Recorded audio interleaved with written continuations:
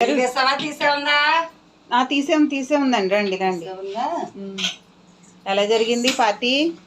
అదే వాడి పిల్లాడికి ఒకటో స్టేట్ ర్యాంక్ వచ్చింది అన్నారు కదా. అవును, వచ్చిందన్నారా? అదే దాని గురించి అడుగుదామని. ఏమోనే, నాకేమీ సంతోషం అనిపించలేదు. ఏమో పాపం. అలా కాదే, ఆ పిల్లాడు చూస్తే జాంపొండ్లాగా చక్కగా ఉన్నాడే. అందరూ అట్లా కంగ్రాచులేషన్స్ అని చెప్తే తిరిగి కూడా చెప్పట్లేదు ఏంటి వాడి? అదేటి వాడికి అసలు ఏ ఎక్స్ప్రెషన్స్ లేవు, సంతోషం లేదు, ఏమీ లేదు. పెద్ద పెద్ద స్కూళ్ళల్లో రుబ్బేయడం తప్ప ఇవేమి ఉండవేమో. నాకు అనకూడదు కానీ ఏదో వాడు మానసికంగా బాధపడుతున్నట్టు అనిపించింది. మానసికంగా బాధపడడం ఏంటి? అన్ని మార్కులు వచ్చాయి. అప్పుడు అర్థం వచ్చి కంగ్రాచులేషన్స్ అంటారా? అవును, అన్నాడు థ్యాంక్స్ అను హుషారుగాను. ఏవి ఏ ఫీలింగ్స్ లేవే మరి పిల్లాడికి. అవునా? దాంట్లో ఈ రుబ్బేసి స్కూళ్ళల్లో ఏముండవేమో. పిల్లాడిని ఏదో పారేస్తానంటున్నాడు వాడు. అలాంటి దిక్కుమాల స్కూల్లో వేయనే ఒక ఉన్న బొర్ర అంతా పోతుంది. అలా అంటారా? ఈ మార్కులు అసలు మామూలుగా ఏదో వచ్చాయి 500, 600, 700 వాయించేస్తున్నారు టీవీలో. అది నెంబర్ మాత్రమే కానీ జీవితానికి మార్కులకి ఏమైనా సంబంధం ఉందా అసలు? మరి ఆ టీచర్లు కూడా అలాగే తయారయ్యారండి. ఏమో సంస్కారం నేర్పుతుంది. 75కి 75 రావాలి, 100కి 100 రావాలి. చూస్తే నాకు ఎట్ట ప్రాణం నీరైపోయింది. అన్నిటికీ ఇలాగే వీళ్ళే చేయలేకుని చెప్పేస్తున్నారు, వీళ్ళే ఇది చెప్తున్నారు కానీ ఆ పిల్లాడికి ఒక ఎక్స్ప్రెషన్ లేదిటే.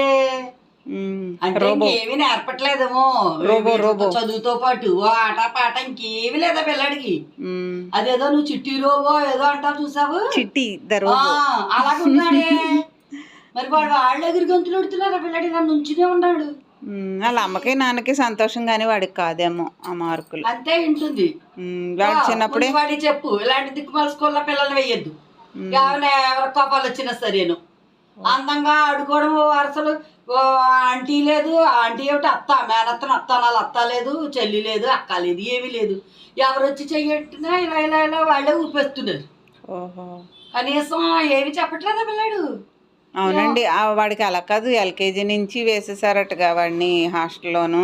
అందుకే రేపు వీళ్ళు వృద్ధాశ్రమంలో పారేస్తాడు. గొడవ అలాగంటారేంటి మీరు?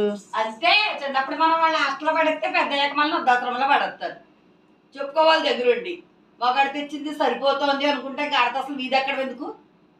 ఇప్పుడు ఆడవాళ్ళందరూ నామే పడతారు మొయిలా అన్నాను కదా అని. మరి అలాగంటాం కాదు కదా.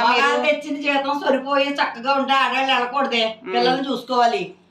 నువ్వు వెళ్ళిపోయి వాడు వెళ్ళిపోయి వాడిని ఎక్కడో పారేస్తే ఇదిగో ఏ ఎక్స్ప్రెషన్, నవ్వు తెలియదు, ఏడుపు తెలియదు, సంతోషం తెలియదు, విషాదం తెలియదు. అత్తయ్య గారు మీరు పెంచుతుంది కానీ అత్తయ్య గారు మా వాడిని నేను పెంచుతాను. అప్పుడు మామగారు నేర్పిందని నన్ను తిట్టడానికి. మిలిటరీ పెంపకం అనే వాళ్ళకు అవార్డు వచ్చింది కదా, పిల్లల్ని మిలిటరీ పెంపకంలో పెంచిందని. ఓకే, అలా పెంచిన వల్లనే అందరూ అలా చక్కగా సెటిల్ అయ్యారు.